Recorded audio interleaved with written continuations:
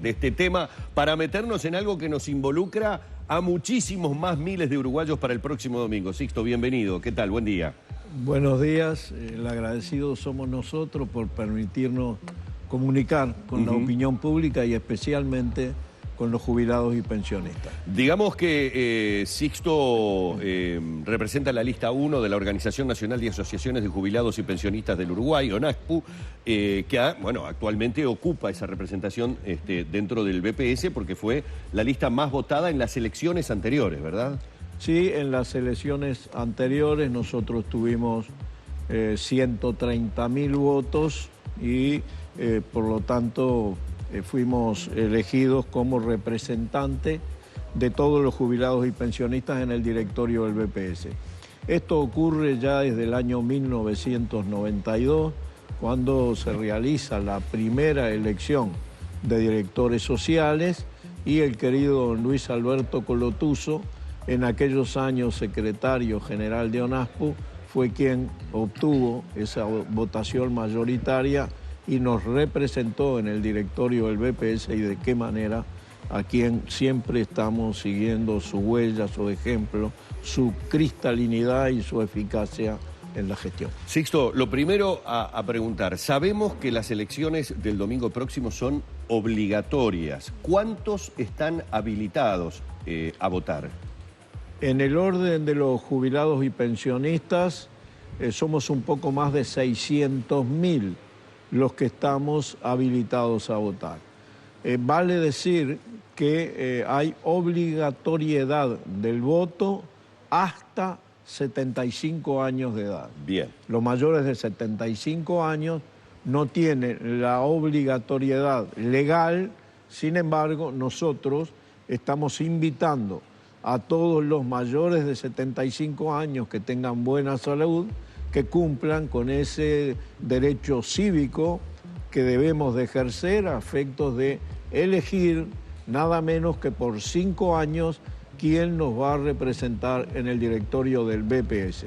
Si es un representante auténticamente social y gremial, como los representantes de ONASPU, o si eso puede ser ser suplantado por un partido político partidario que esté allí intentando desplazar la representación social. Amaro, concretamente, yendo a los detalles del acto eleccionario, más allá de la propuesta que tienen como representantes sociales ustedes hacia lo que es la dirección como director del BPS, hay muchas dudas, la gente tiene muchísimas dudas, obviamente. Sí. Usted hablaba recién y hacía un recuento de lo que fue la votación anterior, donde el orden que más votó fue el orden de los jubilados, obviamente. Hubo una votación baja, tanto a nivel de los trabajadores como de los empresarios.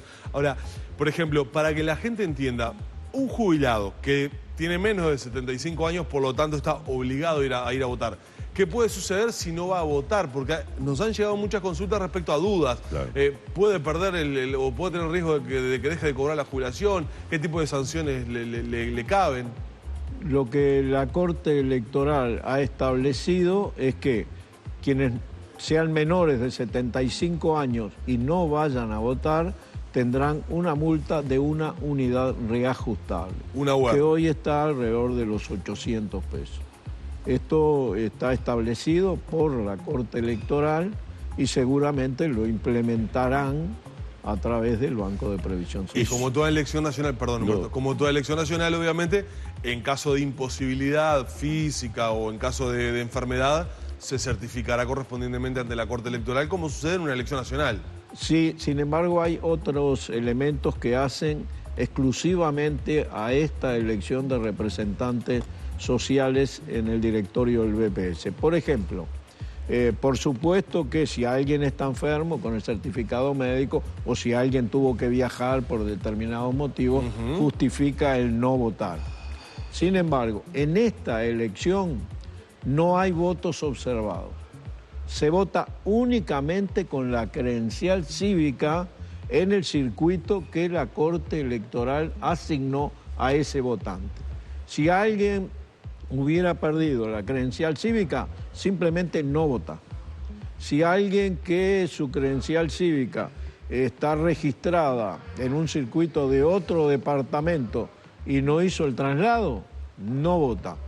Entonces hay que tener la claridad de que votamos únicamente con la credencial cívica, con la cédula de identidad, votan únicamente los extranjeros, que obviamente no tienen credencial cívica. Claro. Y para los extranjeros, acá en Montevideo, están habilitadas varias mesas en la sede central del Banco de Previsión Social. Amaro, para que quede claro, bien claro a la gente, ¿es solamente la multa de una UR o pueden tener dificultades, como en el caso de elecciones nacionales, para la realización de algún tipo de trámite se le puede pedir esa constancia de voto? El entorno que tiene la elección y que lo ofrece la Corte Electoral prevé únicamente esta multa de una unidad reajustable. Entrando directamente en lo que plantea la lista 1, ¿cuál sería, si le tuviera que preguntar, la principal bandera que esgrime ahora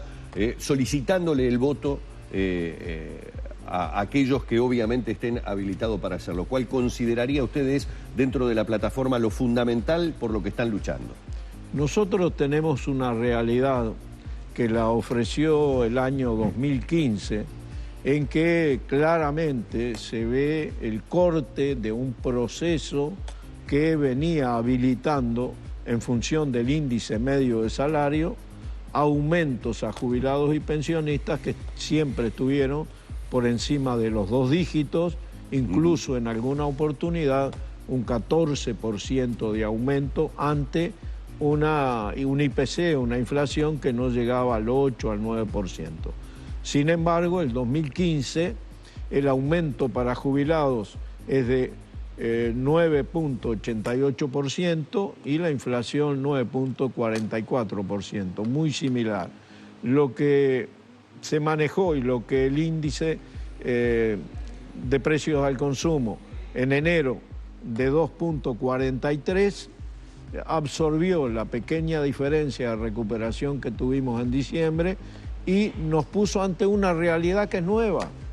Teníamos mayor poder adquisitivo en diciembre antes del aumento que en enero después del aumento. ¿Por qué? Porque la inflación de enero absorbió el aumento y nos puso a perder poder adquisitivo. Si a eso le sumamos el IPC, la inflación de febrero, que fue más de 1.6, hoy estamos perdiendo poder adquisitivo en una forma bastante considerable. Por lo tanto, el sector más vulnerable que tenemos los jubilados y pensionistas son las jubilaciones mínimas. Y nuestro esfuerzo va sobre las jubilaciones mínimas y otra que no es la mínima, que son jubilaciones medias. Nadie puede predecir que alguien puede sobrevivir con jubilaciones de 12, 13, 15 mil pesos. Entonces, sobre esto, nosotros hemos hecho un planteo que tiene fundamentos, que fue discutido en el Congreso, que es la voluntad de los jubilados y pensionistas de equiparar la jubilación mínima con el salario mínimo nacional. Es decir, estamos reclamando ahora y no en julio 2.500 pesos de aumento a la jubilación mínima. A estos efectos, porque para nosotros este programa es con campaña electoral o sin campaña electoral, es el compromiso que tenemos los que hoy estamos representando a los jubilados y pensionistas en el directorio y de la ONASPU. Hemos hablado con el doctor Vázquez, le hemos planteado este tema, nos ha dicho muy claramente que no está en condiciones el país y él no se compromete a lo que no puede cumplir, que estos aumentos serían en julio, pero ahora no están planteados. Por lo que entonces nosotros veremos en el funcionamiento orgánico de ONASPU a los efectos de promover movilizaciones, planteamientos, esclarecimiento a la opinión pública en función de que las jubilaciones mínimas se aumenten ahora. Ese es nuestro objetivo principal que está planteado, insisto, con elecciones o sin elecciones del directorio. Están llamando, sí, evidentemente, muchas preguntas, muchísimas preguntas, ¿Cómo no? Dice la producción, porque, claro, es lógico que no hay una correcta información, o por lo pronto no ha existido una información masiva. Recién ahora estamos comenzando a hablar sobre esta situación del BPS. Por ejemplo, nos preguntaban,